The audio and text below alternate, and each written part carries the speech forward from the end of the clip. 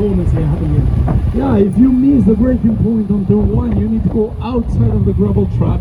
You have all these roads coming here next to the wall and rejoin the track safely over here. So you will lose a lot of time, but it's better than going to the gravel trap that penalizes you quite a lot compared to the new tracks that we have less gravel trap to use. Yeah, and something I was pointing out earlier to some of the guests on the previous tour is, obviously, as we know, Zandvoort is very close to the sea, right at the side of us. We've got all the sand dunes here on either side of the track. You really notice the wind when you get around the back of the circuit, and the wind, obviously, for anyone who doesn't know, has a massive effect on a Formula One car. It's like when you're in an aeroplane and you get turbulence, the plane moves around. A Formula One car moves with wind, and that can be the thing that really upsets the car and the drivers this weekend, isn't it, at Zandvoort? It's very tricky. You need to know where the wind is blowing. I want to talk a little bit more about that later on, as we're coming to one of the most picturesque, exciting corners of track, turn 3. Really big banking over here as we're turning left. And as you mentioned before, what is the line to take over here? So normally you would see the natural thing for a driver would be go to the inside of the circuit to what we call the apex point. But if you look behind us now, you can see the drivers, but you'll see the rubber on the outside of the circuit, and over the weekend you'll see they take a very wide line, so quite a unique corner, isn't it? Yeah, you stay more on the middle, high part of the corner. Arriving to the corner, you need to brake like almost to the outside, but if you really miss it, you finish with Daniel Rick that went to the wall, and it's so close to the wall that he didn't have time to release the steering wheel and get their hands broken by the steering wheel after the tire moved the steering wheel very aggressive. Yeah, and the next section of corners, turn 4, 5, 6 around here, is easily flat out in a Formula One car, but you can really see again the gradient. The circuit just runs through the sand dunes all the way through until we come over the crest at the top and into a nearly flat out 6-gear corner, I believe 6 or 7. Yeah, it's flat out area, very difficult, to not say impossible, to overtake.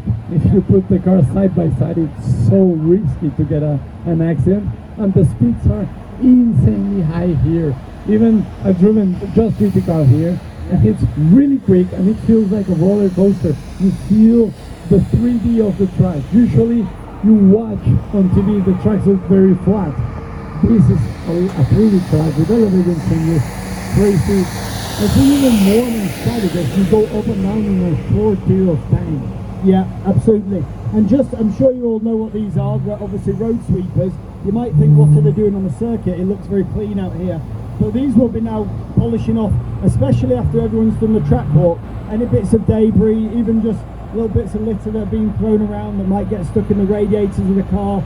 And another thing that you don't notice at Zandvoort is when the wind is up, and obviously we've had rain today, when it's been windy, the sand gets blown onto the circuit, so they're never going to clean that completely, but you do see what we call the evolution in the circuit over the weekend.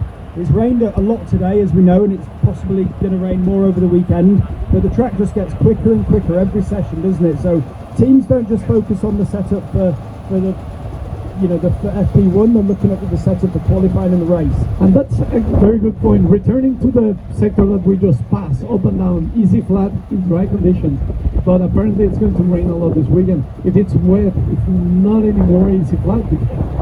It depends on how wet it is, how is the state of the tires and so on, and that makes it even more challenging and even more exciting for everybody.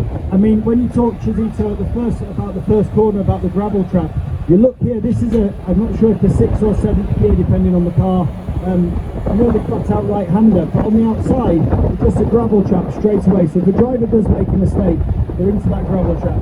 So corners like Cox at Silverstone, for example, Spa, Eau Rouge, these are big run-off areas now, and although they're still amazing circuits, Zandvoort is one of the last of the kind of old school make a mistake when you went to the gravel surface. Completely, and you want to exit really quick on this corner using the curve on the left side, so you will see the cars really getting so close to the gravel trap, because the faster, the more speed you carry on the exit, the bigger the radius. That means you get closer to the gravel trap or to the walls of the exit. They will exit very quick here, and now it comes a couple of technical corners that might give you a chance to overtake if you have a better pace than the car in front. Of the car in front making a mistake, you can always find a gap in this area or get in the area before, but now you can still try to pressure the guy in front. And we have seen some races with quite a few overtakes in this track. So it gives us a lot of excitement, a lot of challenges. So let's see what happens. I mean, I'm personally hoping, obviously, I'm sure we've got quite a few Max Verstappen fans being in Holland, but I can see some, yeah, there we go, we've got one anyway. So I can see some Red Bull t-shirts, some McLaren, some Ferrari, but I hope we have a little bit of rain on Saturday afternoon just to mix up the grid, and that then creates obviously the overtaking for the race. We know that the McLarens are going to be super strong, because they have been all year. We know that probably after that, you never, like I say, we know it's very close between the Ferrari, the Red Bull and the Mercedes, you know, and we know the Aston Martin was very fast. I actually saw someone, I think Aston Martin, cap on down at the bottom. Aston Martin was really fast in Hungary. Again, quite tight and technical here, so you never know. So, but maybe some rain in qualifying might mix the grid up and create some overtaking in these sections. Exactly. It will create opportunities. And we see some people walking here and there. You're wondering who they are. They're race drivers. The guy we just passed, he was champion many times in the Super Cup, Porsche Super Cup. He is local, he's coaching now. And you see the drivers analyzing what piece of the track I can use, what piece I cannot use. We saw also early on George Russell going on his bike out to the track. So we want to learn every detail possible. But just a corner I really want to point out now, the left-hander here, very tight corner. It seems tight when you're in a race car. Here it seems quite open, but really important because on the exit of this corner is the first of our DRS zones. So if you don't know what DRS is, it's a drag reduction system, and it's when the car following another car within 1 second can drop its rear wing. And then that gives it up to 10, 15, even 20 kilometres of straight line speed extra. So you can see the white line here in the board DRS. This is where they can drop the wing, and this will be the first opportunity that they maybe have to overtake if they're close. So it's really important for a driver to be close coming out of the hairpin here to have the opportunity to overtake down this first of the straights. The question is, when can you use the DRS? First, you need to be in the zone. Second, in any practice or qualifying, you can use it in the DRS zone anytime. When you're in the race, that's a different story. You can only use it when you're less than a second from the guy in front. It doesn't matter if he's in the same lap as you, it's his lap or whatever, but therefore it changes a bit. So you need to think ahead how to use it, and probably in the free practice you want a couple of times to know exactly the braking marks with the DRS closed compared to the DRS open. Again, when the DRS is open, you can just deal with, I know the tractor unit is in front of us, but the headwind, if you're following a car, the F1 cars are so sensitive to aero, if you're following a car and you've got your DRS open, you nearly get a double effect because you're driving not breaking the wind through and you're driving into the wind. So really critical the drivers get that DRS at the right points, and then because it limits, otherwise they're very limited on their overtaking opportunities. Exactly, and this is a tricky overtaking opportunity. As I was mentioned on the lap before, you want to be side by side, especially on the inside, to gain the position here. If you're on the outside and you're not fully in front, you cannot make this corner on the outside. You cannot hold it, you will go to the gravel for sure. But it's funny how the gravel is set up in this corner. Yeah, some fake gravel on the inside. It's actually pebbles, I guess. But yeah, so it's stuck down so it doesn't get dragged onto the circuit. And for any of the Dutch supporters here, I've been in this area about an hour before the race for the drivers played, and I was stood down here with some guests. And the feeling around here is a real stadium kind of feeling. At the time, the flares going off a few years ago, and really cool, stadium kind of feeling down here. So really good atmosphere. Yeah, it's so special, and I love that even the corners that look very flat, they are cambered. They have a lot of camber through the corner, giving a lot of excitement. You can drive quicker than they look. And again, the exit is so important on the corner. You will run on the curves, on the orange and white curves over there, to carry the speed on this DRS area. And again, we're coming up to the final two corners now, and the final two corners give you a real appreciation again of the banking on the circuit. If you've never driven around here on a track day or anything like that, or you've never had the opportunity to walk around here, you really don't get the feel of it from television, which is the same with a lot of racetracks. So this is why it's really cool to have experiences like this. But we're seeing that we're starting to get a little bit of banking again, but then as we come onto the full banking onto the pit straight, you'll really get the feel of how cambered it's actually. Normally in this first corner you need to do small braking. It's not a massive one, but you need to slow the car a bit, dive in. From here on, it's just start of you straight because you're Guys, guys down the track, so I'm sure he's going to need that bit. But you can see, obviously, so we gain a position now. Yeah, we gained it, yeah.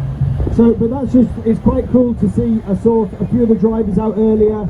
Gaz is obviously still training, still keeping on top of himself, you know, just making sure he's ready for the weekend. And but Cooley's out here now after, when it's got a bit quieter actually, he's left it a bit late. Exactly. Usually this is the day when you see him walking, running the track on bicycle as he is coming on the white line. Usually on the Formula 1 you can go a little bit higher, but you want to do the less meters as he's running the track, and you don't want to go up on this camber because as you see, it keeps increasing the inclination. That means it's easy flat in the Formula 1 car. You can even doing it with the DRS open. So the DRS zone starts just before this corner, between the two camber corners, as you can go flat out to the main straight. Again, the best overtaking opportunity is coming to you, so you want to make the maximum out of it. If you want to go to the pits, you need to stay low on the right side, but if not, you can open wide. And I don't know the exact bit of information, but this is, I think, the fastest pit lane entry on the calendar. Have you seen that? I've seen that because of the high-speed entry. It's one of the fastest pit lane entries or something on the calendar. But what I was going to say was the important bit about overtaking down into turn one is it all starts from the left-hander out of the stadium section, building up all the way around to around turn 12.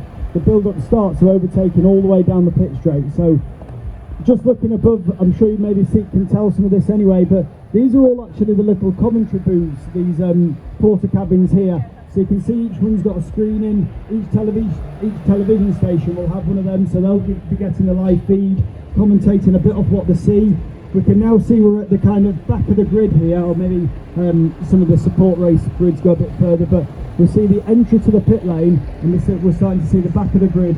And Zandvoort is also quite unique in the fact that it's so small, the paddock, that you have the trucks up one end and all the hospitality units in a separate paddock. Basically two paddocks. Two paddocks, which no other circuit has, just because there's not physical space down there in the old paddock. So it's quite cool in a way that it breaks up. You often see the drivers on the scooters or running between the two paddocks. Yeah, it's not the best for the drivers, but it's the best for the fans to see all that movement around. As we're coming now on the main straight and getting some wobbles through. I was going to say, just if you get your I was going to say Pierre Gaz has caught us back up, so he's just turning off now into the pit. He had a good extra speed over there. But if he's running past, get ready with your camera. But I think he's going to disappear off the thing. I think he will go in. The security guy's now telling him he's got to go, so that's a bit embarrassing for the music. Yeah.